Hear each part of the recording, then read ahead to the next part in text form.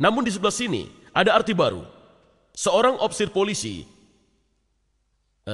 kita menyebut seorang ofisir polisi dengan babi. Baiklah, pertanyaannya adalah, dalam Taurat dikatakan bahwa kamu tidak boleh makan babi. Atau dapatkah saya balik dan mengatakan, oh ya, itu artinya ofisir polisi, kamu tidak boleh memakan ofisir polisi? Tentu saja tidak.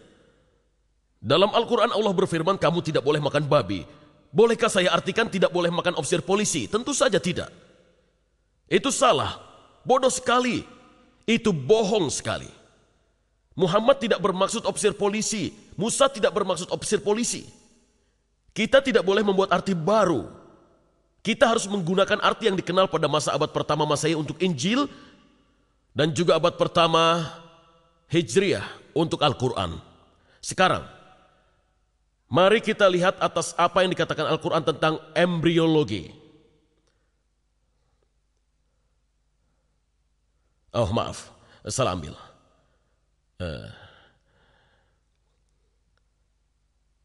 Dikatakan bahwa gagasan tentang embrio berkembang melalui beberapa tahap adalah sesuatu yang modern.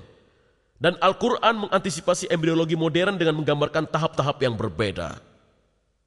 Dalam pamflet karangan Kate Moore yang berjudul Pokok-pokok Embriologi Manusia, Dr. Moore mengklaim realisasi embrio berkembang melalui tahap-tahap di dalam uterus tidak pernah dibahas untuk menerangkannya sampai pada abad ke-15. Kita akan menimbang klaim ini dengan mempertimbangkan arti kata-kata Arab yang digunakan Al-Quran. Dan kedua, dengan menguji situasi sejarah yang mengarah dan mengelilingi Al-Quran.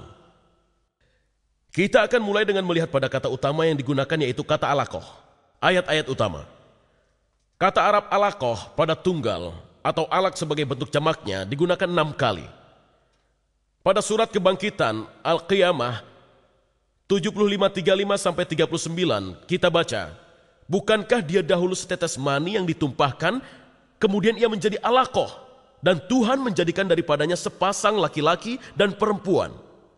Dalam surat orang yang beriman Al-Mu'min 46:7 dikatakan, dialah yang menciptakan kamu dari debu, kemudian dari setetes air mani, setelah itu dari segumpal darah yang menyerupai lintah alaqah, kemudian dilahirkan kamu sebagai seorang anak, supaya kamu memahaminya.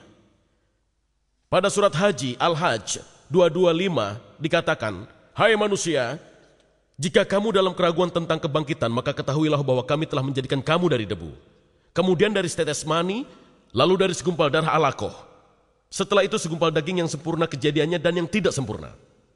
Akhirnya pernyataan berikutnya adalah pada surat orang-orang yang beriman Al-Mu'minun 23:12-14 yang dibaca, dan sesungguhnya kami telah menciptakan manusia dari suatu saripati tanah, kemudian kami jadikan saripati itu air mani yang disimpan dalam tempat yang kokoh atau rahim. Kemudian air mani itu kami jadikan segumpal darah, lalu segumpal darah itu kami jadikan segumpal daging, dan segumpal daging kami jadikan tulang belulang. Lalu tulang belulang itu kami bungkus dengan daging. Dan di sini, Anda telah melihat tahap-tahap menurut Al-Quran, nutfah atau air mani, alaqah segumpal darah, mudghah segumpal daging, azam tulang belulang, dan tahap kelima membungkus daging dengan otot-otot. Selama ratusan tahun, kata alaqah ini diterjemahkan sebagai berikut.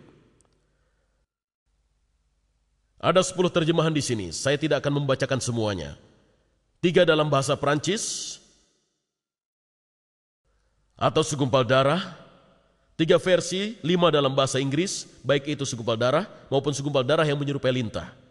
1 versi dalam bahasa Indonesia, di bawah sana segumpal darah kaku atau segumpal darah, dan yang terakhir dalam bahasa Persia, khun basfa, segumpal darah.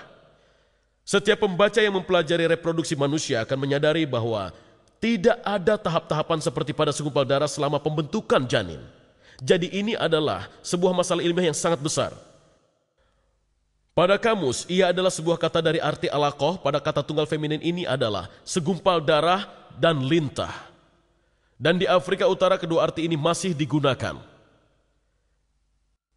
Beberapa pasien mendatangi saya untuk meminta agar saya memindahkan segumpal darah yang ada pada tenggorokan mereka. Dan beberapa wanita datang pada saya dan mengatakan bahwa mereka tidak kunjung datang bulan. Ketika saya jawab, maaf, saya tidak dapat memberi Anda obat untuk menyebabkan datang bulan karena saya yakin Anda mengandung. mereka akan mengatakan mazaltem masih berupa darah. Jadi mereka memahami gagasan Al-Quran ini. Terakhir, kita harus mempertimbangkan ayat-ayat pertama yang sampai pada Muhammad di Mekah.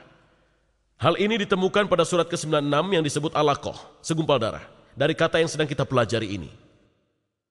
Pada 96:12 kita baca, bacalah dengan menyebut nama Tuhanmu yang menciptakan manusia dari alaq. Di sini kata tersebut dalam bentuk kolektif.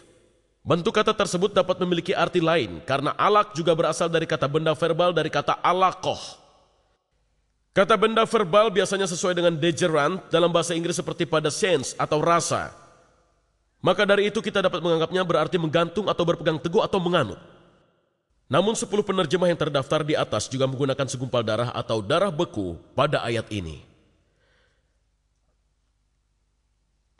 Di samping jumlah dan kualifikasi para penerjemah yang menggunakan kata segumpal darah, seorang dokter asal Prancis, yaitu Maurice Bucaille, mempunyai kata yang tajam untuk mereka. Dia menulis, hal apakah yang sering menyesatkan pembaca yang ingin tahu lagi-lagi masalah kosakata? Mayoritas terjemahan menggambarkan contohnya pembentukan manusia dari segumpal darah. Sebuah pernyataan semacam ini sangat tidak diterima oleh para ilmuwan yang ahli pada bidang ini.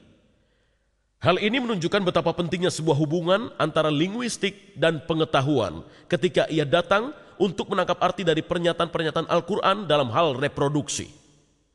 Dengan kata lain, Bucaille mengatakan tidak seorang pun menerjemahkan Al-Quran secara benar sampai saya, Dr. Bucaille, datang. Menurut Dr. Bucaille, bagaimana kata itu harus diterjemahkan? Dia berpendapat bukannya segumpal darah, kata alaqah seharusnya diterjemahkan sesuatu yang lengket, yang mengacu pada janin yang melekat pada uterus melalui plasenta. Namun seperti semua ibu-ibu yang sekarang sedang mengandung, sesuatu yang lengket tidak akan berhenti kelengketannya untuk menjadi segumpal daging.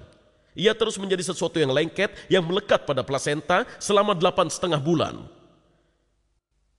Ketiga ayat ini berbunyi, segumpal daging itu menjadi tulang belulang dan kemudian tulang belulang itu kami balut dengan otot-otot. Mereka memberi kesan bahwa pertama-tama kerangka tubuh terbentuk dan kemudian dibungkus dengan daging, dan Dr. Bucaille tahu benar bahwa hal itu sama sekali salah. Otot-otot dan tulang rawan mengeras menjadi tulang belulang yang mulai terbentuk dari soulmate pada saat yang sama. Di akhir minggu ke-8 hanya ada beberapa pusat yang mulai mengeras, namun sang janin sudah bisa melakukan pergerakan otot tersebut. Dalam sebuah surat pribadi dari Dr. T.W. Sadler yang merupakan profesor sejawat pada anatomi embrio dan pengarang dari embriologi medis Langman, Dr. Sadler mengatakan bahwa pada 8 minggu pasca peroxation, tulang iga masih berupa tulang rawan, bukan tulang keras, dan otot-otot akan terbentuk. Pada saat ini juga mulai terjadi pengerasan, otot-otot akan bisa mulai melakukan pergerakan pada usia 8 minggu. Adalah lebih baik jika kita memiliki 2 saksi. Jadi mari kita lihat apa yang dikatakan Dr. Kate Moore tentang perkembangan tulang dan otot dalam bukunya Perkembangan Manusia. Kita akan menemukan informasi sebagai berikut yang disarikan dari bab 15 dan 17. Sistem rangka tubuh berkembang melalui mesoderm. Otot-otot lemas berkembang di pucuk lemas yang berasal dari mesoderm somatik ini. Kita lihat slide ini, mungkin sulit. Tapi ini adalah pucuk lemas. Dan kemudian ini adalah sedikit tulang rawan dengan dikelilingi oleh otot. Ini juga tulang rawan. Dan ini adalah pucuk lemas secara keseluruhan. Tulang terbentuk dan dalam bentuk tulang belulang, tapi ini adalah tulang rawan. Belum menjadi tulang keras. Slide kedua menunjukkan bagaimana ia terbentuk. Ini adalah tulang rawan. Meskipun ia sebuah tulang namun terlihat seperti tulang rawan. Kemudian mulai mempunyai simpanan kalsium. Dan mulai mengeras dan akhirnya tulang keras terbentuk.